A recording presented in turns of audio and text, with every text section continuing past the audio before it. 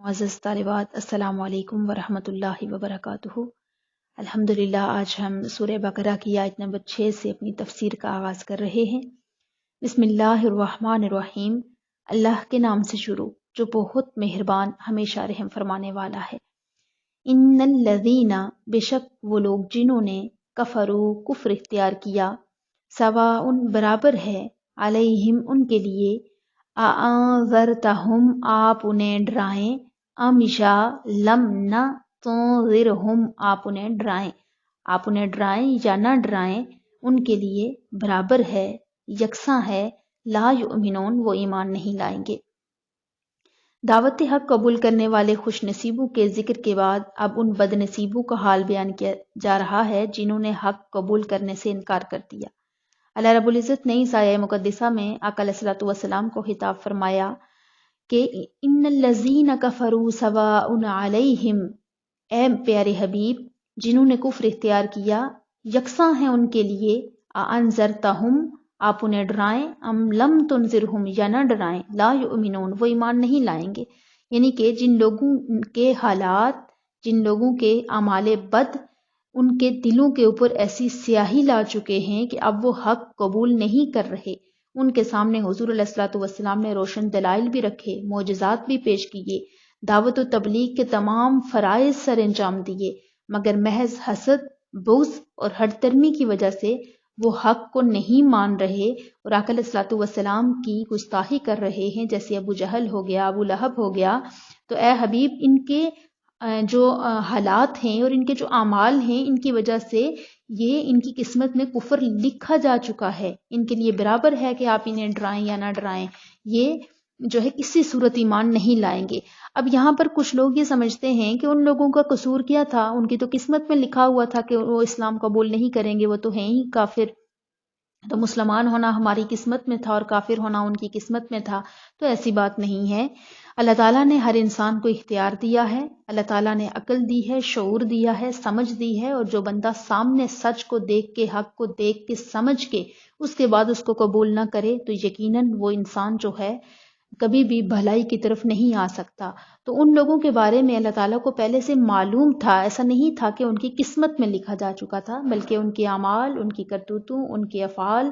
سے یہ بات ثابت ہو چکی تھی کہ یہ لوگ ایمان سے محروم ہیں، پہلی بات۔ اب دوسری بات، اللہ تعالیٰ بے شک یہ جانتے تھے، آپ کو علم تھا کہ ان لوگوں کو جب دعوت و تبلیغ کی بات کی جائے گی تو یہ لوگ نہیں حق کو مانیں گے، اس کے باوجود ایسا نہیں ہے کہ ان تک حق پیغام نہیں پہنچا گیا۔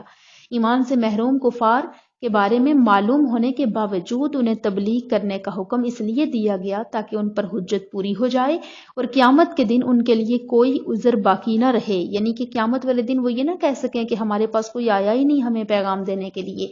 اللہ تعالیٰ نے اپنے حبیب کو یہ حکم دیا کہ ان کو پیغام دو، آپ ان کو پیغام دے دو، آگے وہ مانے یا نہ مانے یہ آپ کی ذمہ داری نہیں ہے، یا اس پر آپ کو پریشان ہونے کی ضرورت نہیں ہے، بس آپ کا پیغام پہنچانا آپ کا فریضہ ہے، آگے قبول کرنا یا نہ کرنا ان کی اپنی ذمہ داری ہے، اس متعلق وہ خود ذمہ دار ہوں گے۔ اسی بات کو ایک اور مقام پر اللہ رب العزت نے یوں ارشاد فرمایا، اور اگر ہم انہیں رسول کے آنے سے پہلے کسی عذاب سے ہلاک کر دیتے تو وہ ضرور کہتے کہ اے ہمارے رب تو نے ہماری طرف کوئی رسول کیوں نہ بھیجا کہ ہم ذلیل و رسوا ہونے سے پہلے تیری آیتوں کی پیروی کرتے۔ تو یہاں سے معلوم ہوا کہ اللہ رب العزت نے حجت قائم کرنے کے لیے حضور علیہ الصلوۃ والسلام کے ذریعے سے ان تک حق پیغام پہنچایا، اور انہوں نے آگے سے انکار کیا، اس پر نہ حضور علیہ الصلوۃ والسلام کو کسی قسم کی پریشانی کی ضرورت ہے، اور نہ ہی آپ سے پوچھا جائے گا کہ آپ کی امت کے فلاں بندے نے یہ بات کیوں نہ مانی، یہ اس کی اپنی جو ہے ذمہ داری ہوگی، اور اس پر اس کو اپنے عمل کی وجہ سے جزا اور سزا ملے گی۔ اس کے ساتھ یہ بھی بات معلوم ہوئی کہ تبلیغ کرنے سے ایک فائدہ یہ حاصل ہوتا ہے کہ اگرچہ لوگ ایمان نہ بھی لائیں لیکن تبلیغ کرنے والے کو ثواب ضرور ملتا ہے۔ یعنی حضور علیہ الصلوۃ والسلام نے یہاں پر کفار کو اگر دعوت حق دی، اللہ کی طرف بلایا، اللہ کا پیغام ان تک پہنچایا، تو بے شک انہوں نے آگے سے انکار کر دیا، کفر ہی اختیار کیے رکھا، مگر آپ کو اس کا ثواب ضرور ملا جو آپ نے اللہ کا پیغام ان تک پہنچایا۔ اور یہ بات ہر مبلغ کو پیش نظر رکھنی چاہیے، ہر پیغام دینے والے کو مد نظر رکھنی چاہیے کہ اس کا کام کیا ہے، تبلیغ کرنا اور رضائے الہی پانا۔ ہمیں صرف اور صرف دعوت دیتے رہنی چاہیے اور نتائج اللہ تعالیٰ کے حوالے کر دینے چاہیے. لوگوں کو نیکی کی دعوت قبول نہ کرنے سے مایوس بھی نہیں ہونا چاہیے، بلکہ ہمیشہ اس ثواب پر نظر رکھنی چاہیے جو نیکی کی دعوت دینے کی صورت میں آخرت پر ہمیں ملنا ہے. تو اللہ پاک ہم سب کو حق بات دوسروں تک پہنچانے کی توفیق دے اور خود بھی اس پر عمل پیرا ہونے کی توفیق عطا فرمائے. ختم اللہ، مہر لگا دی اللہ نے، علی قلوبہم ان کے دلوں پر، وعلی سمعہم اور ان کے کانوں پر، سماعت سے ہے یہ یعنی کہ کانوں پر،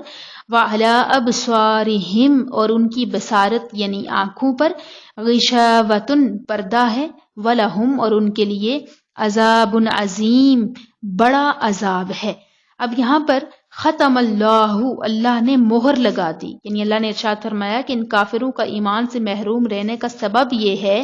کہ اللہ تعالیٰ نے ان کے دلوں اور کانوں پر مہر لگا دی، جس کی بنا پر یہ حق سمجھ نہیں سکتے، حق سن نہیں سکتے، حق سے نفع اٹھا نہیں سکتے، اور ان کی آنکھوں پر پردہ ہے جس کی وجہ سے یہ اللہ کی آیات اور اس کی وحدانیت کے دلائل دیکھ نہیں سکتے، اور ان کے لیے آخرت میں بہت بڑا عذاب ہے. اب یہاں پر یہ بات یاد رکھیں کہ جو کافر ایمان سے محروم رہے ان پر ہدایت کی راہیں شروع سے بند نہ تھی. میں نے پہلے بھی یہ بات کہ پہلے سے ان پر ہدایت کی راہیں بند نہ تھی. اللہ تعالیٰ نے ہر انسان کو عقل اور شعور دیا ہے.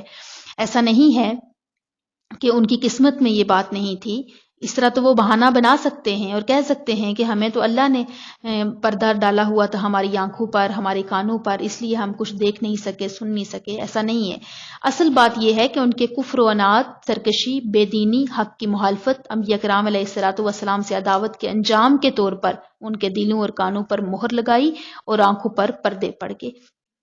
اسی طرح ایک اور آیہ مقدسہ میں اللہ رب العزت نے ان لوگوں کے لیے فرمایا کہ بل ران علی قلوبہم ما کانوا یکسبون، یعنی جو کرتوت وہ کیا کرتے تھے ان کا میل ان کے دلوں پر جم گیا ہے، اور ان کے دلوں کا روشن آئینہ اس قدر میلا ہو گیا ہے کہ آفتاب ہدایت کی روشن کرنیں اس میں چمک پیدا نہیں کر سکتی. اللہ تعالی ہمیں حسن عمل کی توفیق عطا فرمائے.